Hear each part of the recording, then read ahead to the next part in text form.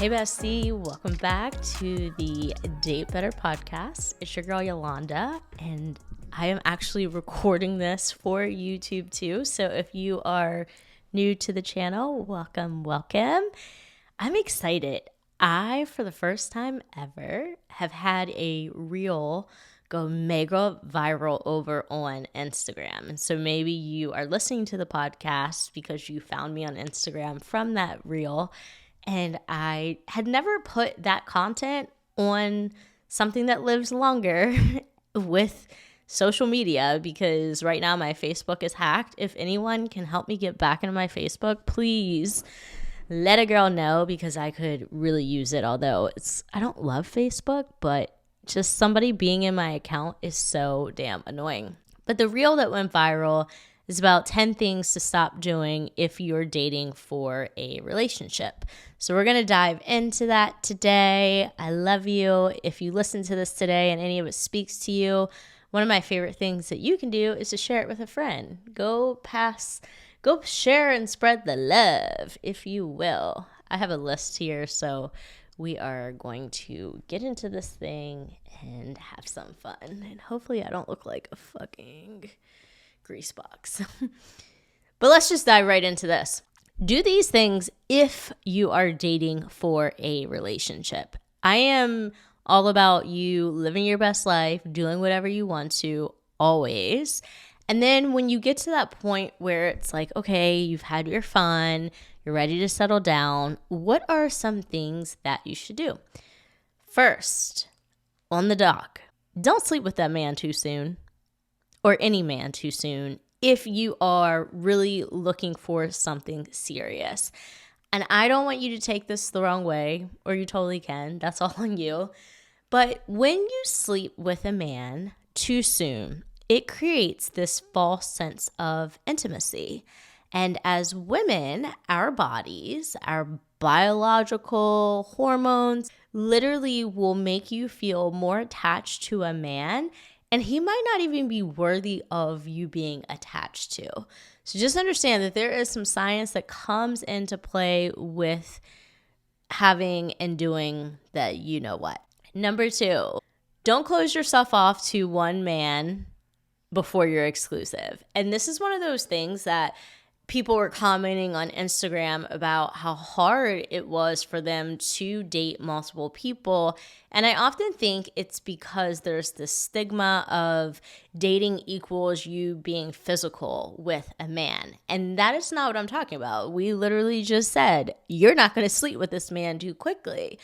But when you make yourself exclusive in your mind or in your actions with a man, and you have not even had that conversation with him, you don't have clarity on where things are going. And I don't want you to be afraid to be really intentional and share what it is that you're looking for. If you're looking for a relationship, be really open and honest about that, and give the man the space that he can also be open and honest about that. But I want you to remember, you are single AF until you have that agreed upon exclusivity. And I've made this mistake. This is so weird. I've never said this out loud, but if you've been on My Close Friends, you might remember him as the neuroscientist. But there was this man we met in a really interesting way where he was moving into my neighborhood. And this is when I was still with my ex. And he was very attractive. And he was looking at one of the condos. And he's like, do you like living here? And we just kind of like exchanged some words. And then months go by and he randomly started following me on Instagram. And I was like, who is this? We ended up hanging out for 2 weeks. At the time, I was on dating apps. And I told him, I was like, well, I just want to let you know, like, I got off of the apps. And he was like, oh, that's nice. But he wanted nothing to do with me, and he ended up ghosting me. So that is just a lesson. And when we basically are giving men the boyfriend treatment before any exclusivity, this is where you'll find yourself landing in the situationships, or really just crying and getting your feelings hurt. So keep your options open. There's absolutely nothing wrong with that. The third thing not to do if you are really ready and looking for a relationship, don't play games. Okay? And I always say that dating's a game and you get to win, but I'm talking about the games of who texts who first and this manipulative stuff that you'll hear or see about online on your social media, TikTok. People have all these tips and advice, and some of them, yeah, I agree with, but a lot of it is very manipulative. And you want to come into any space, whether you're dating casually or for a relationship, from a place of power. And in your power place, you don't have time for games. You don't play games. You're an empowered woman that knows what she's about. You know what you want. And that's that. That's all you need. So we're not going to play games in dating. And I also want to say that if a man likes you, you will know. You will not have to question yourself or him. And if a man doesn't like you, his actions are most likely going to show you. He's going to be the one that's hitting you up at 3:30 in the morning or hitting you up for same day plans because that's the kind of thought that he has with you. You're not thought about in his mind ahead of time. You're an afterthought, and nobody wants to be an afterthought. What a low vibe. Number 4. When you are dating for a relationship, you need to be a little bit more selective. Do not ignore red flags, and also make sure that you're working on your own red flags too. I believe that's so important. We can often get into the finger pointing wars when it comes to dating and men, and sometimes we need to put the fingers back on ourselves and ask, where could you improve? Because that is a very powerful space to be. Number 5, please communicate your intentions and what it is that you want. If you're looking for a relationship, don't waste nor give your time to the man that is just seeing what's out there. He's going with the flow. No. If you're dating for a relationship, you need to be entertaining and spending time and energy and people that are also looking for the similar same thing. That is going to be really fucking important. And my boyfriend, just an example, he knew what he wanted, he knew what he was ready for, and the prize came and he scooped that baddie up.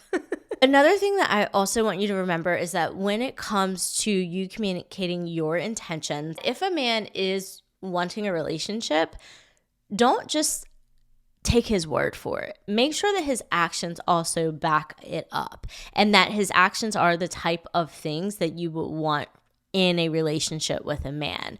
So let's say that he says he's going to take you out to dinner on a Tuesday night.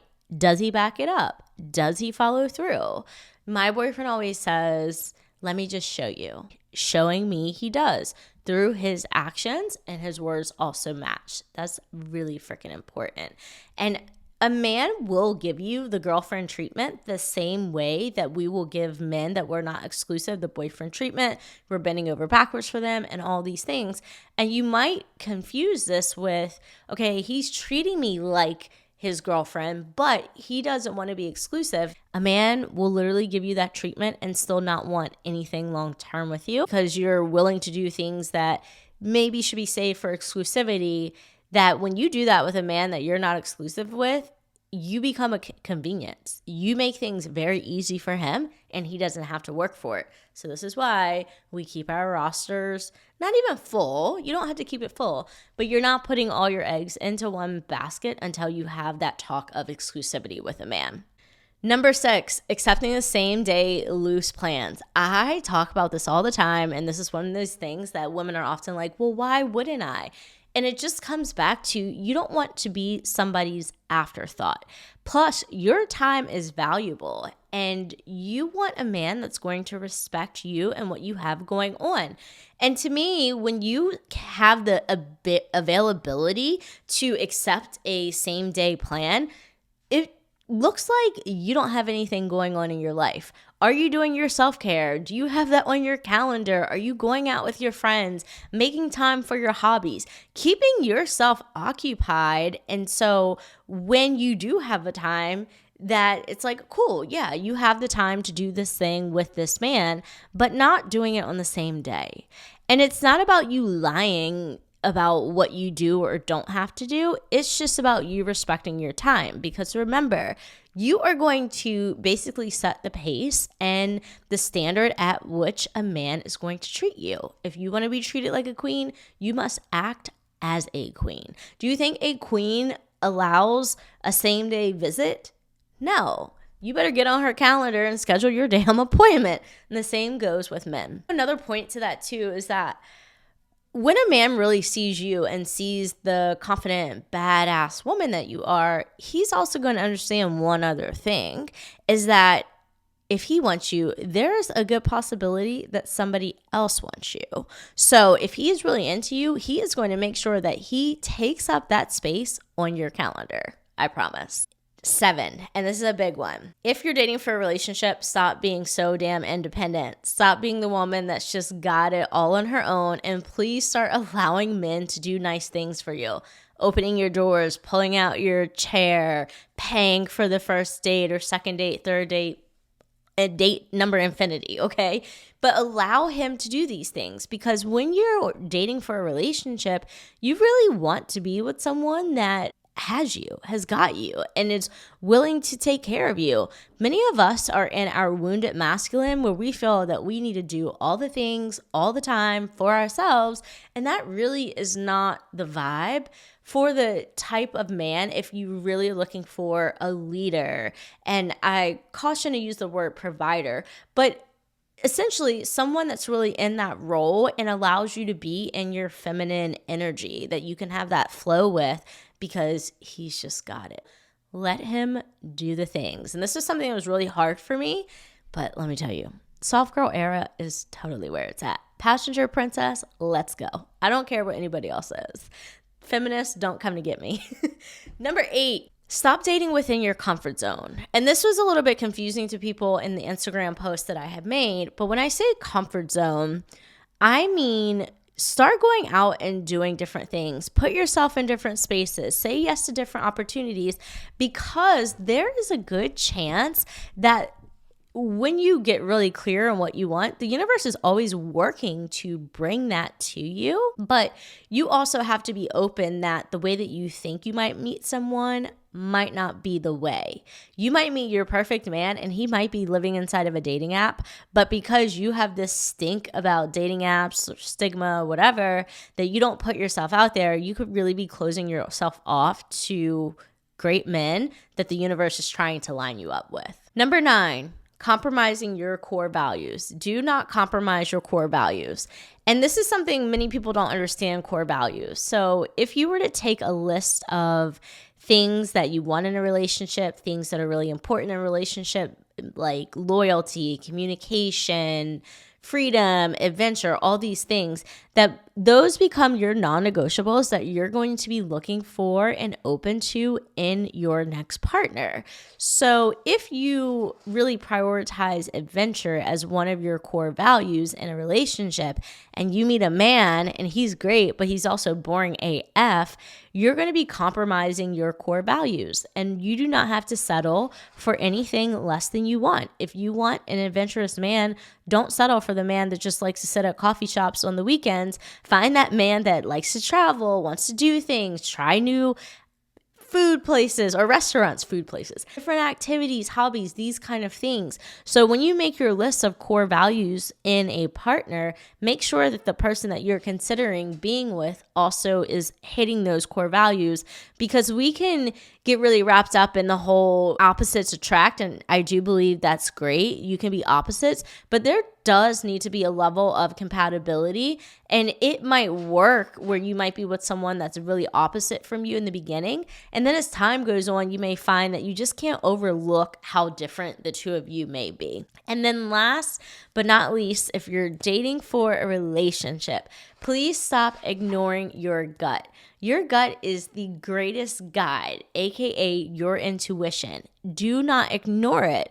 One of the biggest components of dating in a relationship is really being in the presence of a man that follows through and gives you a sense of safety so you can really surrender and be able to trust and allow. This is going to be so important because many of us will be in these guarded kind of situations, especially if you're someone that is more avoidantly attached like myself. You really need to trust your gut and not ignore any red flags or things that might just feel off. And I've dated people where I would just be like, something doesn't feel right. Trust that thing that's telling you that it doesn't feel right. My intuition was what ultimately led me to leaving my last 6-year relationship.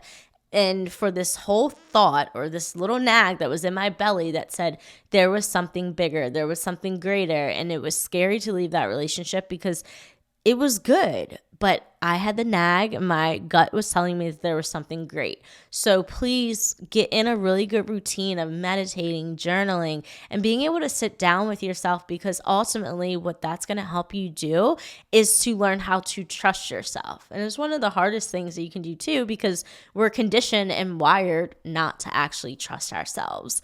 So I'm curious, what are some of the things that you think that you should stop doing when you are actually dating for something serious? These are all the things we are not going to do if we're dating for a relationship. 1, sleeping with men too soon. 2, closing yourself off before exclusivity. 3, playing games. 4, not being selective. 5, not being open and communicative about your intentions. 6, accepting same or loose day plans. 7, being too independent. 8, dating within your comfort zone. 9, compromising any core values that you have. And 10, ignoring your gut. That's it. That's a wrap. I love you. I can't wait to come and hang out with you next week again.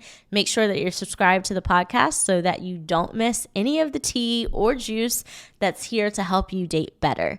It's my mission to empower you to embrace living your life real, raw, and free AF. I love you so much. I will see you next week. Mwah!